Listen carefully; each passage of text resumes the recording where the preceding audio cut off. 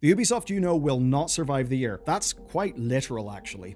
Now, overall, Assassin's Creed Shadows has been, in context, a victory for the company, but it's not the victory. It's a battle won, but the war goes on, and all that Shadows did is buy time and leverage for Ubisoft's leadership. That group and those they are partnering with are going to use that time to plot their next move, and we know that their next move is to reform Ubisoft into two separate companies.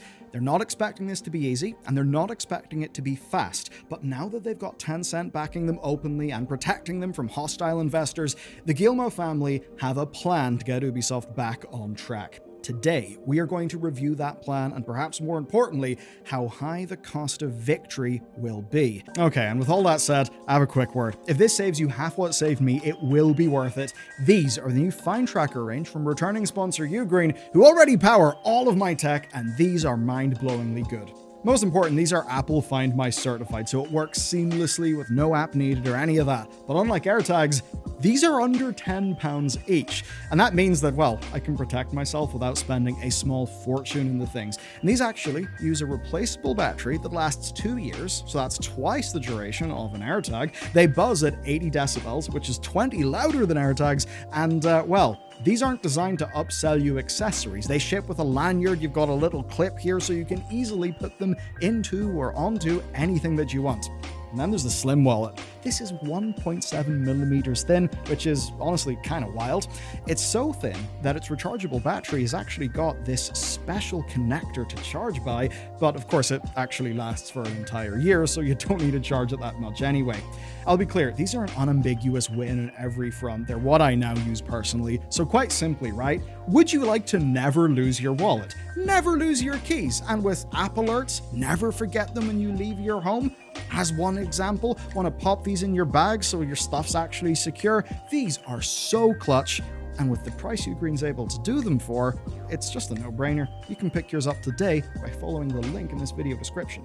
This all comes from Ubisoft's earnings call, so let's just extract the big elephant in the room first, which is obviously Shadows. Okay, Shadows had the second highest one-day sales revenue in the franchise's history. That does mean that Assassin's Creed Valhalla defeated it, but that, I think, is something that we all expected. That's because Valhalla benefited from COVID and a huge console install base immensely. I always like to wheel out the fact that Shadowlands is probably World of Warcraft's worst expansion yet. It was the fastest selling one in history. COVID times were kind of wild, weren't they? Anyway, compared to a normal Assassin's Creed game, they report that Shadows is currently outperforming Odyssey in both spending and player counts. And a big part of that is time spent in the game, because right now they've got 160 million hours played, and the one thing that correlates the most with player spend is time spent in the game. That's, that's a little bit of wisdom from our favorite industry speaking man, Andrew Wilson, CEO of Electronic Arts. Anyway, enough of him. We talk about him too much already. The big picture then is that these delays have actually been worth it.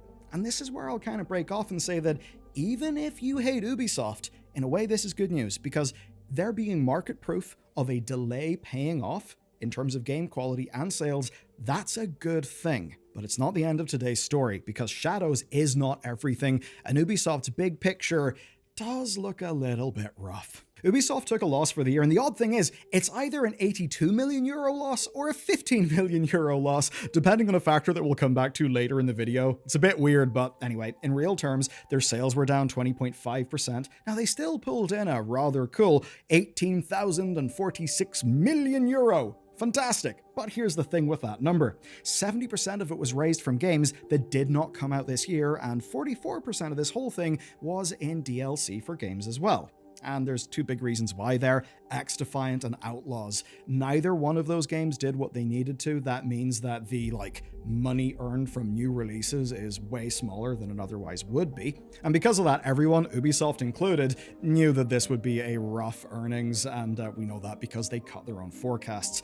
But it turns out they didn't cut their forecasts by enough, because Ubisoft fell just short of their forecast, but they did put the blame, right, on a deal failing to come through. They do other things, right? Ubisoft isn't just its latest releases, and that is a massive point of contrast with EA, another company whose earnings call we went through fairly recently.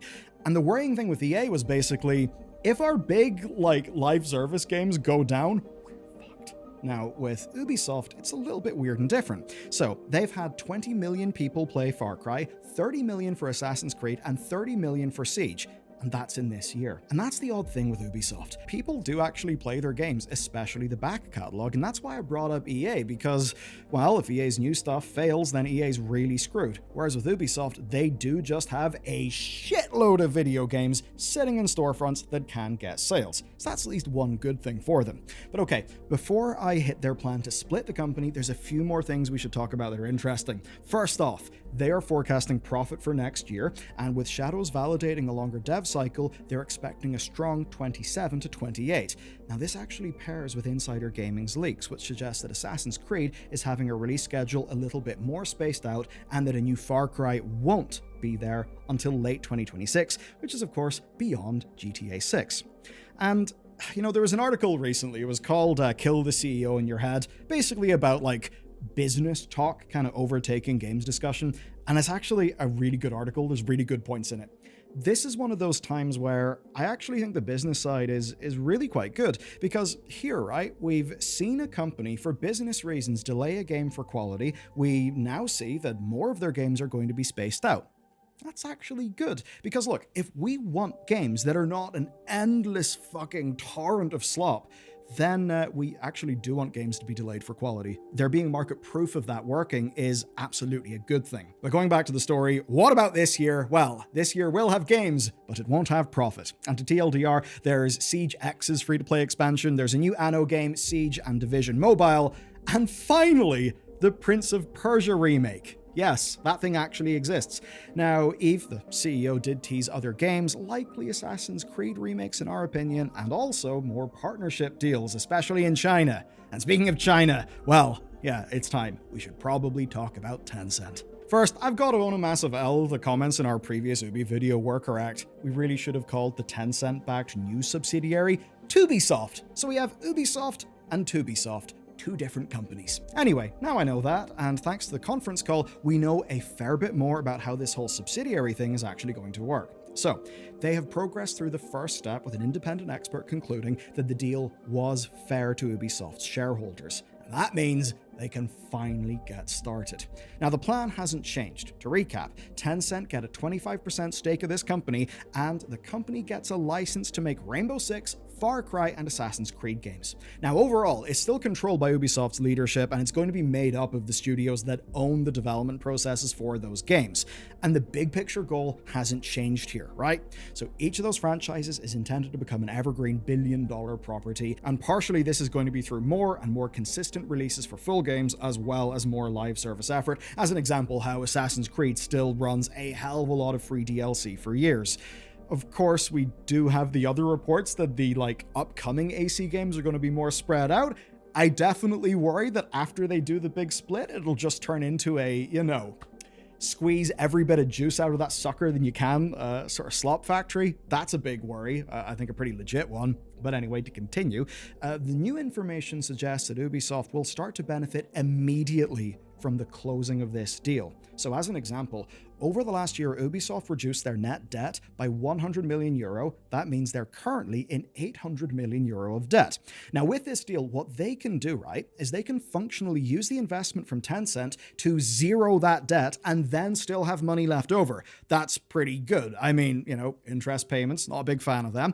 And that will effectively de-risk the wider Ubisoft organization and give them more space to maneuver, because they're not basically dragging €1 billion behind them.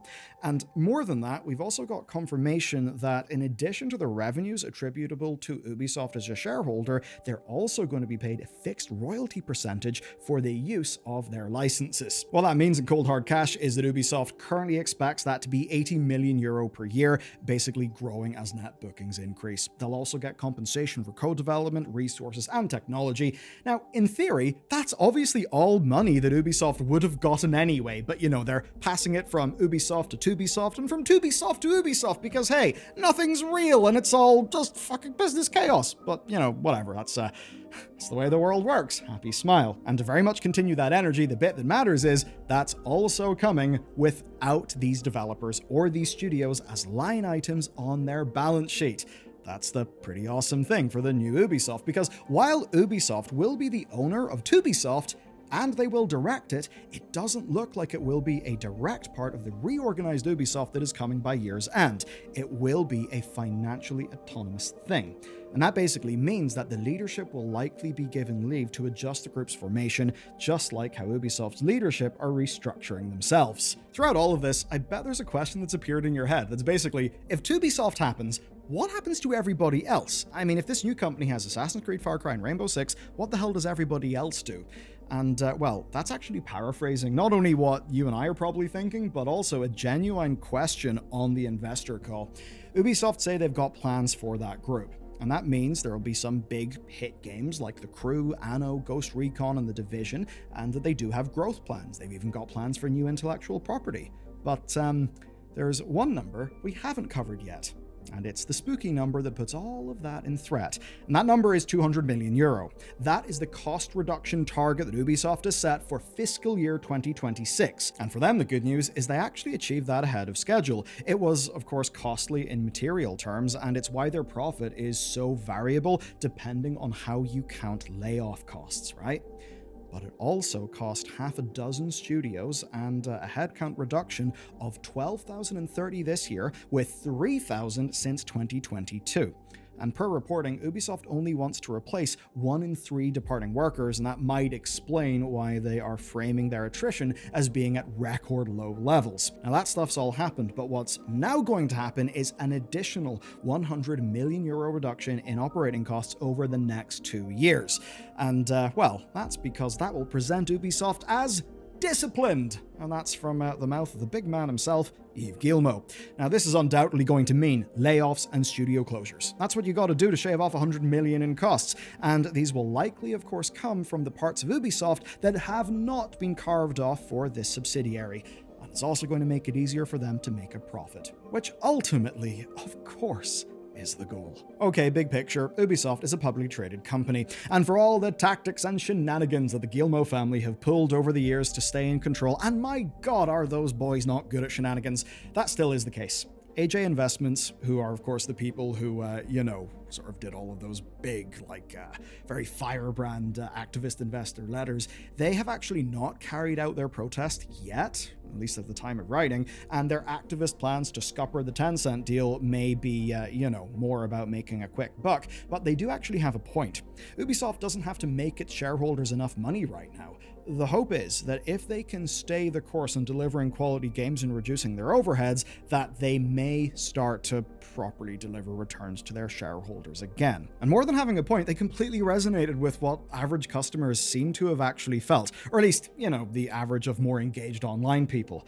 Now, the thing is, as much as there are a lot of criticisms of Ubisoft, and really the shareholder letter actually, it did strike true in many, many ways, remember, that's the type of, it's the type of people who want the private equity to come in.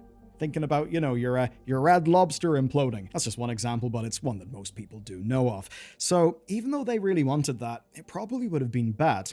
Now the way it looks is that this Tencent thing will go ahead. Ubisoft's plan will basically be, go back to normal. The Guillemots have done another shenanigan. They've successfully, it seems anyway, retained control of the company. They've been able to fend off by seeking in a big old stack of new investment. So what they're going to have to do then is, funnily enough, either increase their dividend or, increase their stock price, thus meaning that anyone who owns that stock has, returns, because that's the whole point of all of this anyway. So that's what the next 2 years are going to be about. The fact, or at least the rumors that suggest there'll be more spaced out games for the sake of quality, because quality actually might matter to sales, that is good. But the bigger picture in the future, that is, of more and more and more releases, that worries me. I wonder, are they, well, they're in a situation where they need their customers right now. They can't afford to give people slop because people started to reject said slop. What happens when they get strong again? When they're in a position of strength, will they prove to us that they have learned, or will the same old hubris hit them again, and will this just be another stage in a cycle that eternally recurs? Who knows? But that's it for this video, and well, there's a lot of spicy things going on, so if you want some more drama, gaming, entertainment, news, analysis, well, check out this next. It's spicy.